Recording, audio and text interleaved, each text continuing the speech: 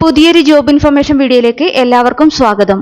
കേരള സർക്കാർ ഉടമസ്ഥതയിലുള്ള പൊതുമേഖലാ സ്ഥാപനമായ കെൽട്രോണിൽ ഉയർന്ന ശമ്പളത്തിൽ സ്ഥിരജോലി നേടാൻ ഉദ്യോഗാർത്ഥികൾക്ക് അവസരം. Kerala state electronics development corporation ലിമിറ്റഡിൽ വന്നിട്ടുള്ള ഏറ്റവും പുതിയ ജോലി ഒഴിവുകളെക്കുറിച്ചുള്ള വിവരങ്ങളാണ് ഈ വീഡിയോയിലൂടെ ഷെയർ ചെയ്യുന്നത്. ഇതിലേക്ക് നിശ്ചിത യോഗ്യതയുള്ള ഉദ്യോഗാർത്ഥികൾക്ക് ഇപ്പോൾ അപേക്ഷിക്കാവുന്നതാണ്. 67,150 രൂപ വരെ ശമ്പളമായി ലഭിക്കുന്ന തസ്തികയിലേക്കാണ് അപേക്ഷ ക്ഷണിച്ചിട്ടുള്ളത്.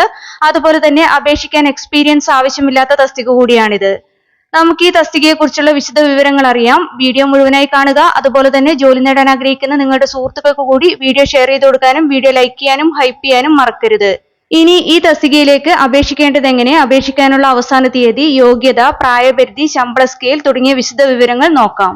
കേരള സർക്കാർ ഉടമസ്ഥതയിലുള്ള പൊതുമേഖലാ സ്ഥാപനമായ Kerala state electronics development corporation limited അഥവാ കെൽട്രോണിൽ വന്നിട്ടുള്ള ജോലി ഒഴിവുകളിലേക്ക് നിശ്ചിത യോഗ്യതയുള്ള ഉദ്യോഗാർത്ഥികളിൽ നിന്ന് അപേക്ഷ ക്ഷണിച്ചിട്ടുള്ളത് Kerala public enterprises selection and recruitment board മുഖേനയാണ്. ഇതിലേക്ക് അപേക്ഷ സമർപ്പിക്കാനുള്ള അവസാന തീയതി 2026 ഫെബ്രുവരി 28 ആണ്. Kerala public enterprises selection and recruitment ബോർഡിന്റെ ഒഫീഷ്യൽ വെബ്സൈറ്റ് മുഖേന ഓൺലൈനായാണ് അപേക്ഷ സമർപ്പിക്കേണ്ടത്.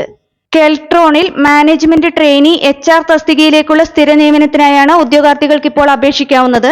ഈ തസ്തികയുടെ കാറ്റഗറി നമ്പർ 12/2026 ആണ്. Number of vacancy 4. Post type permanent ആണ്.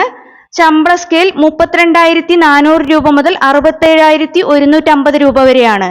ഇനി അപേക്ഷിക്കാൻ വേണ്ട യോഗ്യതകൾ നോക്കാം.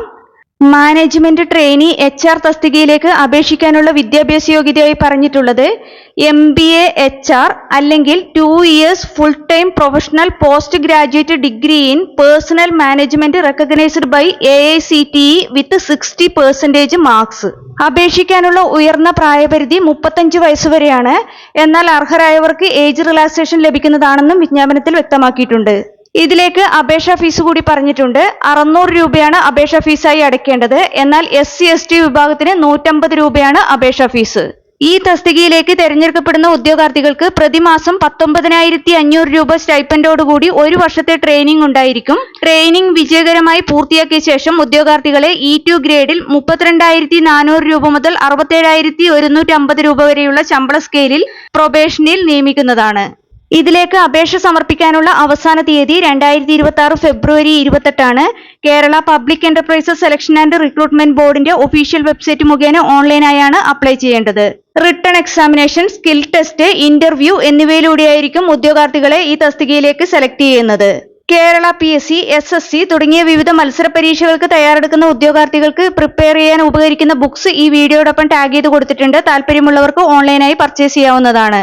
ഈ തസ്തികയുടെ നോട്ടിഫിക്കേഷനും മറ്റ് വിശദ വിവരങ്ങളുമെല്ലാം Kerala public enterprises selection and recruitment ബോർഡിന്റെ ഒഫീഷ്യൽ വെബ്സൈറ്റിൽ ലഭ്യമാണ്. കൂടുതൽ വിവരങ്ങൾക്ക് വെബ്സൈറ്റ് സന്ദർശിക്കുക. വെബ്സൈറ്റ് അഡ്രസ് ഡിസ്ക്രിപ്ഷൻ ബോക്സിൽ കൊടുത്തിട്ടുണ്ട്.